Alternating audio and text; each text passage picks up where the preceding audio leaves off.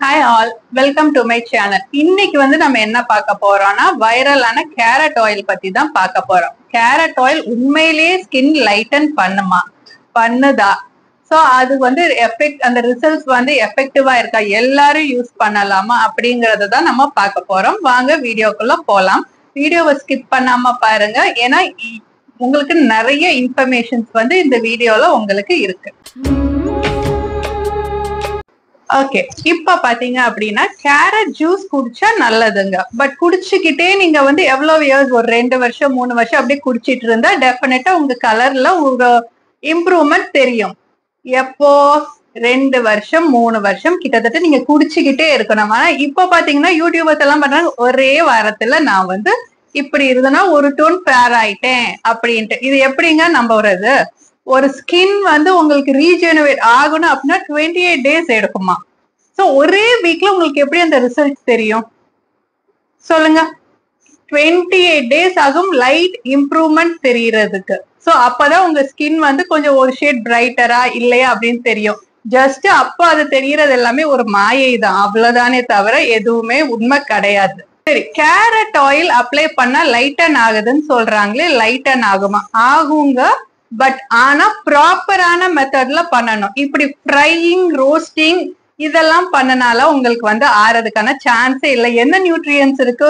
அவ்வளோ பெரிய ஆயில்ல கேரட்டை கொண்டு போய் நல்லா பாயில் பண்ணி ஃப்ரை பண்ணீங்க அப்படின்னா என்ன நியூட்ரியன்ஸ் உங்களுக்கு அதுல இருக்கும்னு நீங்க நினைக்கிறீங்க? சரி, ஃபார் எக்ஸாம்பிள் இப்ப நம்ம எடுத்துக்குவோம். இப்ப நீங்க ஒரு கேரட்டே எடுத்துக்குவோமே, நீங்க பச்சையா சாப்பிட்டா நல்லதா, ஸ்டீம் பண்ணி சாப்பிட்டா நல்லதா, இல்ல ஆயில்ல நல்லா வறுத்து எடுத்து சாப்பிட்டா உங்களுக்கு நல்லதா சொல்லுங்க? ஆயில் ஃப்ரைட் ஐட்டம்ஸ் நல்லதுன்ட்டு உங்களுக்கு எந்த இதுலயாச்சும் சொல்லியிருக்காங்களா? கிடையாது. அப்ப உங்க கேரட்டை மட்டும் இந்த ஆயில்ல ஃப்ரை பண்ணும்போது அது எப்படி உங்க ஸ்கின்னுக்கு நல்லதுன்னு நீங்க நினைக்கிறீங்க? கிடையவே கிடையாது. இப்ப நீங்க சொல்லலாம், குஷ்பு மேம் அதை போட்டாங்க, அப்படி அவங்களுக்கு ஃபேர் ஆயிடுச்சு, அப்படி அவங்களுக்கு ஸ்கின் நல்லா ஆயிடுச்சுன்னா அவங்க என்ன அவ்வளவு கலர் கம்மியாவா இருந்தாங்க?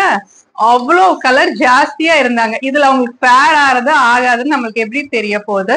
பட் அவங்களுக்கும் ஏஜ் பாத்தீங்கன்னா 55 இயர்ஸ் அபவ். சோ அவங்க ஸ்கின்ல மெச்சூர்ட் ஸ்கின். மெச்சூர்ட் ஸ்கின்னா ஏஜ் ஆக ஆக wrinkles, fine lines எல்லாம் வரக்கூடிய ஸ்கின் தான். சோ அவங்க ஸ்கின் அதுதானே தவிர வேற எதுவும் கிடையாது. சோ அதனால அவங்க இதுதான் பண்ணணுங்கிறது கிடையாது. டெய்லி நைட் ஒரு ஆல்மண்ட் ஆயில்ல ஃபேஸ்ல அப்ளை பண்ணிட்டு தூங்கினாலே உங்களுக்கு ரிசல்ட்ஸ் நல்லா உங்களோட wrinkles, fine lines எல்லாமே போகும். அதுல மாற்ற முடியாத கருத்து இருக்கு. சோ இந்த கேரட்டை ஃப்ரை பண்ணி ரோஸ்ட் பண்ணி தான் அவங்க அப்ளை பண்ணணும்னா சான்ஸே கிடையாதுங்க. அது ஒண்ணும் அவ்வளவு நம்புற மாதிரி எனக்கு இல்ல. அவ்வளவுதான். இது என்னோட வெர்ஷன் தான். சோ நீங்க சில பேர் அதை அக்செப்ட் பண்ணுவீங்க, சில பேர் இல்லைன்னு சொல்லுவீங்க. பட் நான் சொல்றது நீங்க கொஞ்சம் யோசிச்சு பாத்தீங்கன்னாலே அது உண்மையா இல்லையான்னு உங்களுக்கே தெரிய வரும். நெக்ஸ்ட் இதை பாத்தீங்கன்னா, ஆயில் ஆக்னே ஸ்கின் பீப்புள் தயவு செஞ்சு இதை பண்ணவே பண்ணாதீங்க. ஏன் அப்படின்னா, நம்மளுக்கு ஸ்கின்ல ஏற்கனவே நிறைய ஆயில்ஸ் இருக்கு. நீங்க எக்ஸ்ட்ராவா ஃபேஸ்ல ஆயில் போட்டீங்க அப்படின்னா என்ன ஆகும்?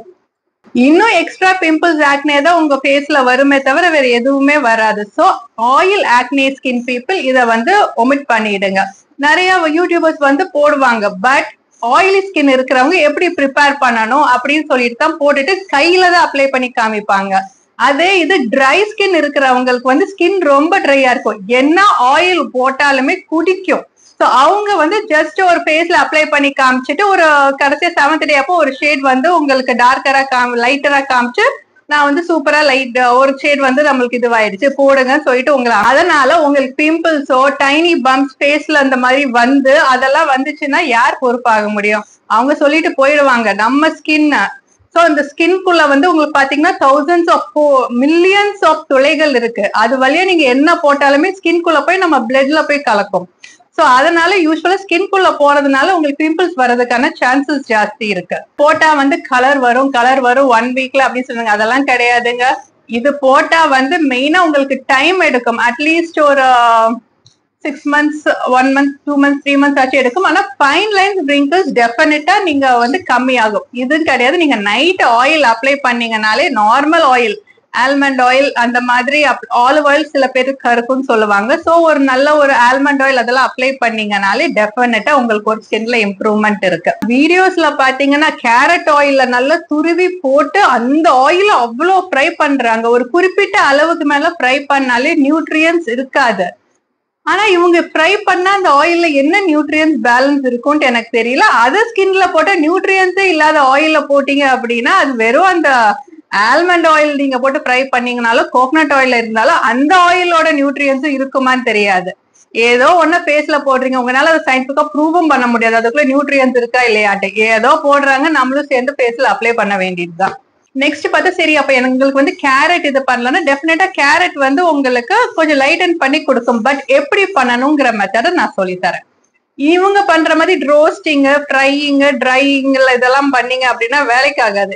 நியூட்ரியன்ஸ் இருக்க போறது இல்ல, அதனால ஒரு பெனிஃபிட் இருக்க போறது இல்ல. என்ன பண்ணலாம் அப்படின்னா ஒரு ப்ரொஃபஷனலா என்ன சொல்லுவாங்க அப்படின்னா கேரட்டை துருவுங்க, துருவி பச்சையா எடுத்துக்கோங்க, எடுத்துட்டு நல்லா காய வச்சுட்டு நல்லா கிறிஸ்பா ஆகுற மாதிரி பண்ணிக்கோங்க. அதுக்கப்புறம் அது என்ன பண்ண போறீங்க அப்படின்னா கிறிஸ்பான கேரட்டை நல்லா மிக்சியில வந்து நல்லா கிரைண்ட் பண்ணிக்கோங்க. கிரைண்ட் பண்ணோன்னா பொடி ஆயிடும். ஸோ ஒரு 50 கிராம் கண்டெய்னர் எடுத்துட்டு ஒரு டேபிள் ஸ்பூன் அளவு இந்த கேரட் பவுடர் அதுல போட்டுருங்க.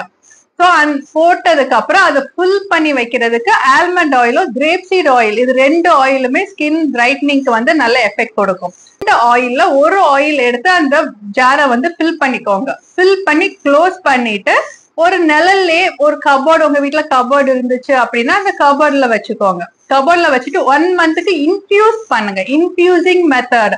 ஒரிஜினல் நியூட்ரியன்ஸ் அப்பதான் அந்த ஆயில்ல எடுக்கும், இறங்கும். இன்ஃபியூஸ் பண்ணி எடுங்க. இன்ஃபியூஸ் பண்ணதுக்கு அப்புறம் அதை வந்து ஒரு நல்ல ஒரு வடிகட்டியில ஒயிட் கலர் கிளாத்ல வந்து வடிகட்டிட்டு அந்த ஆயில் எடுத்து யூஸ் பண்ணுங்க. Best way of nutrients. இது ஒரு மெத்தட். 2வது மெத்தட் என்னன்னா அந்த கேரட் ஆயில்ல ரொம்ப மைல்டா ஆல்மண்ட் ஆயில் ஹீட் பண்ணிக்கோங்க. ரொம்ப ஜாஸ்தி ஹீட் பண்ணணுங்கிற அவசியம் கிடையாது. ரொம்ப மைல்டா ஹீட் பண்ணிக்கோங்க. லைட்டா சூடு இருந்தா போதும். தலையில இப்ப நீங்க தேய்க்கணும்னா என்ன சூடு இருக்கும், போய் அப்படி கொதிக்க தலையில வைப்பீங்களா? இல்ல, மைல்டான சூடு. அத வந்து இந்த கேரட்ல போர் பண்ணிக்கோங்க. போர் பண்ணிட்டு க்ளோஸ் பண்ணிடுங்க. இது ஒரு 2 days இன்ஃபியூஸ் ஆனா போதும், எல்லாமே அதுல இறங்கிடும். அப்புறம் ஃபில்டர் பண்ணிட்டு அதை எடுத்து யூஸ் பண்ணுங்க.